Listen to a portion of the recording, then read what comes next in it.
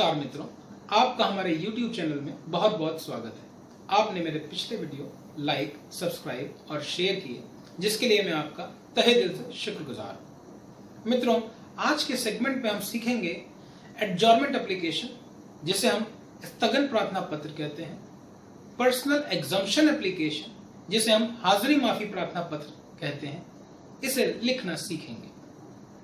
मित्रों, कोई भी प्रार्थना पत्र या एप्लीकेशन लिखने से पहले हमें काफी चीजें ध्यान में रखनी चाहिए, जैसे एप्लीकेशन लिखते समय मार्जिन कितना होगा, किस धारा के अंतर्गत प्रार्थना पत्र दिया जा रहा है आदि। मित्रों, क्रिमिनल प्रोसीजर कोड में धारा 309 सीआरपीसी के तहत हम एडजॉर्नमेंट एप्लीकेशन, जिसे हम स्थगन प्रार्थना पत्र कहते हैं, हम दे सकते हैं। जनरली 205 सीआरपीसी और 317 सीआरपीसी में हम पर्सनल एग्जम्पशन एप्लीकेशन, जिसे हाजिरी माफी प्रार्थना पत्र कहते हैं, दे सकते हैं। सिविल प्रोसीजर कोड के तहत अंतर्गत धारा 132 के तहत हम पर्सनल एग्जम्पशन एप्लीकेशन, जिसे हाजिरी माफी प्रार्थना पत्र कहते हैं, दे सकते हैं। ऑर्डर 17 के तहत एडजॉर्नमेंट एप्लीकेशन, जिसे हम स्थगन प्रार्थना पत्र कहते हैं, दे सकते हैं। मित्रों, अगर हम स्थगन प्रार्थना पत्र या हाजिरी माफी प्रार्थना पत्र कोर्ट में नहीं देंगे तो इसके दुष्परिणाम भी हमें देखने पड़ते हैं, जैसे कोर्ट हमारे विरुद्ध एक पक्षीय आदेश, जिसे एक्स पार्टी ऑर्डर कहते हैं, हमारे विरुद्ध वारंट जारी कर सकती है, हमारे मुकदमे को खारिज कर सकती है, हमारे ऊपर कॉस्ट या फाइन लगा सकती है, और इसके अलावा भी बहुत से कोर्सिव स्टेप्स भी हमारे अगेंस्ट ले सकती है। फ्रेंड्स, चलिए अब हम लोग देखते हैं कि प्रार्थना पत्र या एप्लीकेशन लिखते वक्त हमें किन बातों का ध्यान रखना है। Section 25 of general rules civil and criminal says all the documents will be on government watermark paper, if not present then only on stout durable legal paper. इसका मतलब सरकार द्वारा जो हमें वाटरमार्क पेपर प्रदान किया जाता है, हमें उसी में ही अपने डॉक्यूमेंट्स को प्रिपेयर करना है, और अगर वो पेपर नहीं हमारे पास में है तो हम किसी भी लीगल पेपर में उसे तैयार कर सकते हैं। नेक्स्ट थिंग क्या देखेंगे हम लोग, only one side of the paper shall be used. इसका मतलब सिर्फ पेपर का एक साइड ही हम लोग इस्तेमाल करेंगे अपने डॉक्यूमेंट्स को ड्राफ्ट करने के लिए, दूसरे साइड में हम लोग नहीं लिखेंगे। अब हम लोग देखते हैं सिविल केसेस या क्रिमिनल केसेस में मार्जिन कैसा रहेगा। तो सिविल केसेस की बात करते हैं हम लोग, margin of at least 2.5 centimetre from top and bottom, मतलब कम से कम 2.5 सेंटीमीटर का मार्जिन हमें टॉप और बॉटम में रखना होगा। ये सिविल केसेस के लिए। क्रिमिनल केसेस के लिए क्या है, margin of at least 1 inch from top and bottom. इसका मतलब कम से कम 1 इंच का मार्जिन रखना टॉप और बॉटम में। ये हो गया हमारा क्रिमिनल केसेस के बारे में। अब हम लोग बात करते हैं court above district courts. Generally क्या होता है, इसमें मार्जिन की अगर हम लोग बात करें तो टॉप में मार्जिन 1.25 इंचेस, बॉटम में 0.75 इंच, लेफ्ट और राइट में मार्जिन होगा 1.25। तो फ्रेंड्स, ये था हमारा किसी भी डॉक्यूमेंट में हमें कितना मार्जिन रखना है। आइए चलिए अब हम लोग देखते हैं कि एप्लीकेशंस किस तरह से हम लोग लिखेंगे। आइए हम लोग देखते हैं application of adjournment in English. अब इंग्लिश में एप्लीकेशन कैसे लिखेंगे, देखिए सबसे पहले इन द कोर्ट ऑफ, जिस जज की कोर्ट में मुकदमा उस जज का नाम लिखेंगे हम, लर्नेड उसके आगे लिखेंगे और उस कोर्ट का नाम लिखेंगे। कोर्ट डीजे भी हो सकती है, सीजीएम भी हो सकती है, सिविल भी हो सकती है। इसके बाद किस तरह का ये केस है, अगर कंप्लेंट केस है तो complaint case number, civil suit है ओएस नंबर या CC suit number, session trial मुकदमे है तो एसटी नंबर, क्रिमिनल रिवीजन या अपील नंबर, ऑफ ईयर और उस वर्ष का नाम जिस वर्ष मुकदमा चल रहा है, जिस वर्ष दाखिल किया गया है। इसके बाद पार्टीज हो सकती हैं, देखिए स्टेट, प्लेंटिफ, वादी, कंप्लेनेंट, वादी, रिविजनिस्ट। कभी रिवीजन अगर फाइल करेंगे तो उसमें भी एडजॉर्नमेंट हो सकती है, अपील में भी हो सकते हैं तो अपीलांट लिखेंगे। वर्सेस मतलब उसके अपोजिट पार्टी में कौन कौन से होंगे, बनाम, वर्सेस का मीन्स बनाम, अक्यूज्ड, डिफेंडेंट या ओपी। अब इसके बाद हम लोग अगर क्रिमिनल एप्लीकेशन है एडजॉर्नमेंट तो एफआईआर नंबर और अंडर सेक्शन लिखेंगे जिस सेक्शन में मुकदमा चल रहा है। पुलिस स्टेशन भी लिखेंगे क्योंकि पुलिस स्टेशन से जुडिक्शन स्टार्ट होता है कि किस पुलिस स्टेशन में एफआईआर दर्ज की गई थी। अब हेडिंग देंगे हम लोग application for adjournment of the case, most respectfully show it that the above noted case is pending before this honorable court and fixed for today. ये फर्स्ट लाइन हम लिखेंगे। सेकंड लाइन में हम लोग आएंगे that the accused oblique counsel of the accused, या तो मुल्जिम या मुल्जिम के अधिवक्ता किस कारण से कोर्ट नहीं आ पा रहे हैं। इसमें कोई भी कारण हो सकता है, बीमारी कारण हो सकता है, घर में शादी का कारण हो सकता है, काउंसिल जो है किसी दूसरे कोर्ट केस में बिजी हैं, कुछ पर्सनल प्रॉब्लम हो सकती है, वो रीजन यहाँ लिख देंगे डैश में, due to which he is not in position to appear before this honourable court. Third para में लिखेंगे due to above set circumstances the undersigned counsel, जो काउंसिल है अधिवक्ता, और applicant seek permission of the honourable, मतलब court से परमिशन मांग रहे हैं to kindly adjourn the matter to any other date convenient to the honourable court. That means honourable court को जो कन्वीनियंट डेट लग रही है या लग सकती है, वो ऑनरेबल कोर्ट से रिक्वेस्ट करी गई कि फिक्स कर दे, लेकिन आज की डेट एडजॉर्न कर दी जाए। अब इसी की हम लोग प्रेयर भी कर लेते हैं। It is therefore most respectfully prayed that the above noted case may kindly be adjourned for next date of hearing in the ends of justice। इसके बाद देखेंगे हम लोग डेट लिख देंगे जिस डेट को एप्लीकेशन मूव हो रही है। एप्लीकेंट, जो एप्लीकेंट होगा वो लिखेंगे। अगर प्लेंटिफ होगा तो प्लेंटिफ लिख देंगे सिविल के केसेस में। कंप्लेनेंट भी हो सकता है, वादी, रिविजनिस्ट या प्लांट भी हो सकता है, और उसका नाम लिख दीजिए एबीसी। इसके जस्ट बाद में देखेंगे लेफ्ट हैंड साइड में हम लोग प्लेस लिख देंगे। प्लेस के बाद हम लोग थ्रू। अब ये चीज बहुत इंपॉर्टेंट है, अगर काउंसिल बीमार है या काउंसिल दूसरे केस में एंगेज्ड हैं तो उनके एसोसिएट एडवोकेट्स जो होंगे वो एप्लीकेशन दे सकते हैं। अगर किसी मुल्जिम की एप्लीकेशन देनी है तो थ्रू काउंसिल जो एंगेज्ड है वो दे सकते हैं, मुंशी दे सकते हैं, कोई भी पैरोकार मुकदमा जो दे सकते हैं। इसके बाद ऑफिस की सील लग जाएगी या एडवोकेट की सील लग जाएगी। ये था हमारा एडजॉर्नमेंट एप्लीकेशन। फ्रेंड्स, अब हम लोग देखते हैं next part, personal exemption application. देखिए हेड जो होगा इसका वो पुरानी एप्लीकेशन की तरह बिल्कुल सेम रहेगा।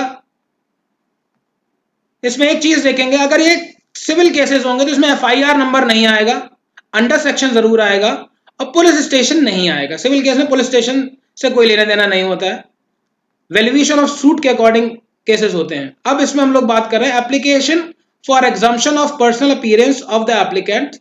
इसमें एप्लीकेंट हो सकता है, एक्यूज हो सकता है, प्लेंटिफ, कंप्लेनेंट, रिविजनिस्ट और अपीलेंट। स्टार्ट करेंगे application. Most respectfully show it. First para start करेंगे that the above mention matter is pending before this honourable court and is listed today for hearing. Hearing के लिए listed है, evidence के लिए listed है, disposal किसी application का उसके लिए लिस्टेड है, या आर्गुमेंट के लिए। जिस चीज के लिए लिस्टेड होगा हम उस चीज को लिख देंगे यहाँ पे। सेकंड में आएंगे हम लोग दैट द कंप्लेनेंट या एक्यूज्ड, अब यहाँ पे प्लेंटिफ भी हो सकता है, अपोजिट पार्टी भी हो सकता है, is busy in some inevitable administrative work, is unwell, is out of station and is unable to appear before this honorable court। That means हम लोग ये लिख सकते हैं कि किसी कारणवश, किस कारण से कोर्ट नहीं आ पा रहे, वो रीजन हम लोग लिखेंगे। थर्ड में लिखेंगे that the absence of applicant is neither intentional nor deliberate, ना ही जानबूझकर करी गई है, but due to bona fide reasons mentioned above. एक बहुत खास कारण है जिसकी वजह से हमने ये रीजन या एप्लीकेशन लिखी है, कोई रीजन है पर्टिकुलर, जानबूझ के नहीं लिखी जा रही है, डिले के लिए नहीं लिखी जा रही है। प्रेयर की बात करते हैं। It is hence most respectfully prayed that this honourable court may be please to exam the complainant, exam करने की बात हो रही है, accused from the personal appearance for today through his counsel in the interest of justice। यहां पर क्या है एग्जम्पशन एप्लीकेशन में कि अगर कभी भी कोई भी अभियुक्त या वादी मुकदमा या प्रतिवादी, प्लेंटिफ या डिफेंडेंट अगर नहीं आ पा रहा है, वो ये चाहता है कि मेरी प्रेजेंस जो है वो एग्जम्प्ट कर दी जाए लेकिन केस की प्रोसीडिंग ना रोकी जाए, तो इसलिए एप्लीकेशन दी जाती है। केस की प्रोसीडिंग तो चलेगी लेकिन उसकी प्रेजेंस एग्जम्प्ट कर दी जाएगी। सेम एज एड्रेस कर देंगे इसमें लास्ट में applicant, accused, plaintiff, complainant, revisionist, appellant. ABC उसका नाम लिख देंगे, प्लेस थ्रू काउंसिल। अब इसमें काउंसिल, एसोसिएट एडवोकेट, मुंशी, पैरोकार और उसकी सील। तो ये था हमारा इंग्लिश में एडजॉर्नमेंट और हाजिरी माफी, that means personal exemption application. अब हम लोग बात कर लेते हैं हिंदी की पर्सनल एग्जम्पशन एप्लीकेशन और एडजॉर्नमेंट एप्लीकेशन की। हम लोग स्टार्ट करते हैं एडजॉर्नमेंट एप्लीकेशन, जिसे बोलते हैं स्थगन प्रार्थना पत्र। सेम इसी में लिखेंगे न्यायालय, कोर्ट का नाम, जिला जिस जिले में मुकदमा चल रहा है, वादी परिवादी मुकदमा संख्या और सन, ये लिख लेंगे हम लोग। अब इसके बाद वादी या परिवादी, इसमें फर्स्ट पार्टी होगा बनाम प्रतिवादी विपक्षी या अभियुक्त।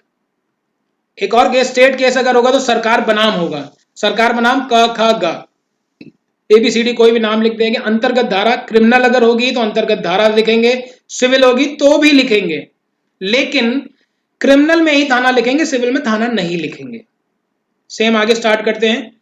श्रीमान जी सविनय निवेदन है कि उक्त वाद परिवाद मुकदमे में, इन तीनों में से कोई भी कंडीशन हो सकती है, या तो वाद है या परिवाद है या मुकदमा में आज की तारीख वास्ते, देखिए सुनवाई के लिए नियत थी, साक्ष्य के लिए थी, बहस के लिए थी, इन तीनों में से कुछ भी हो सकता है। हेतु नियत है किंतु प्रार्थी, वादी, परिवादी, प्रतिवादी या अधिवक्ता, क्योंकि एडजॉर्नमेंट एप्लीकेशन अधिवक्ता भी देते हैं एडजॉर्नमेंट एप्लीकेशन के अस्वस्थ होने के कारण, अस्वस्थ हो सकते हैं, किसी आवश्यक कार्य में बिजी हो सकते हैं, घर में किसी की डेथ हो सकती है, फैमिली फंक्शन हो सकता है, कोई भी रीजन हो सकता है, उक्त वाद अथवा मुकदमे में आज की सुनवाई साक्ष्य बहस हो पाना संभव नहीं है, क्योंकि किसी आवश्यक कार्य में बिजी है, चाहे वो लॉयर हो या उनका क्लाइंट हो या एप्लीकेंट या प्रतिवादी या वादी हो, संभव नहीं है। न्याय हित के लिए वाद परिवाद या मुकदमा जिस तरह का नेचर ऑफ केस होगा, मैं आज की तारीख वास्ते सुनवाई साक्ष्य बहस मुलतवी, मुलतवी मतलब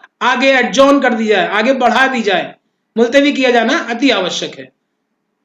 देखिए इसमें आज की तारीख की हम बात कर रहे हैं, इस पर्टिकुलर एक डेट की मुलतवी की बात कर रहे हैं हम लोग। हम ये नहीं कह रहे हैं आगे की सारी डेटें मुलतवी कर दी जाए, या 2 डेटें या 3 डेटें। एडजॉर्नमेंट एप्लीकेशन सिंगल एक डेट की मुलतवी की हम लोग बात कर रहे हैं, इसमें प्रार्थना आ जाएगी। अतः श्रीमान जी से करबद्ध कह सकते हैं, करबद्ध का एक सिनोनिम है विनम्र कह सकते हैं। प्रार्थना है कि आज की तारीख मुलतवी फरमाकर उक्त वाद परिवाद मुकदमे में वास्ते सुनवाई साक्ष्य बहस कोई अन्य दीगर तारीख फरमाया जाने की कृपा करें, महान दया होगी। ये हम कोर्ट से प्रेयर कर लेते हैं। सेम एज दिनांक आ जाएगा।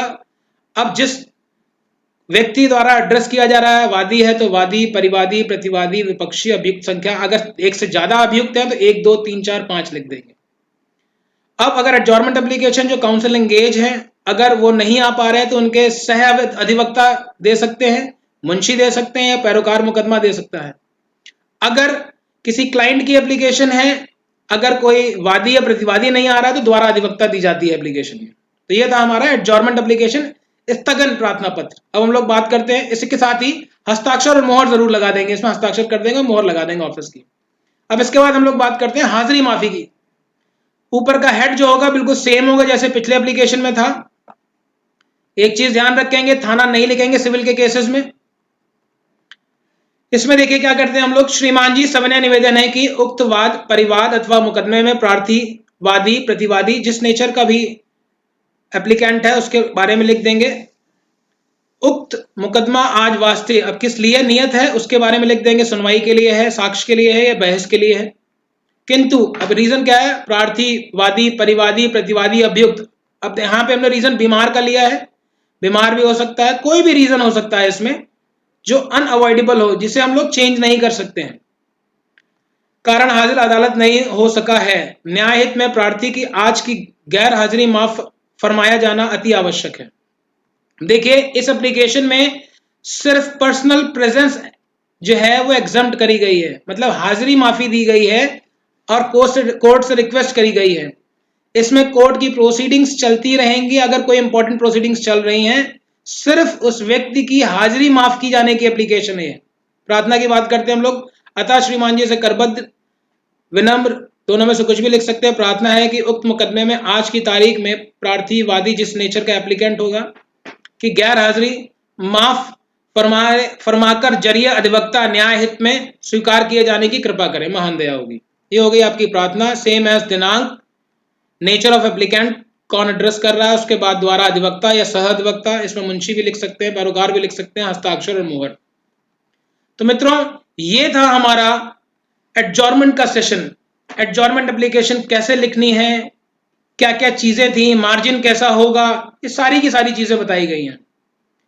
मित्रों आपसे रिक्वेस्ट है कि भविष्य में अगर आप चाहते हैं कि मैं ऐसे वीडियोस बनाता रहूं तो आप मेरे चैनल को लाइक, सब्सक्राइब और शेयर करें, जिससे मुझे इनकरेजमेंट प्रदान हो।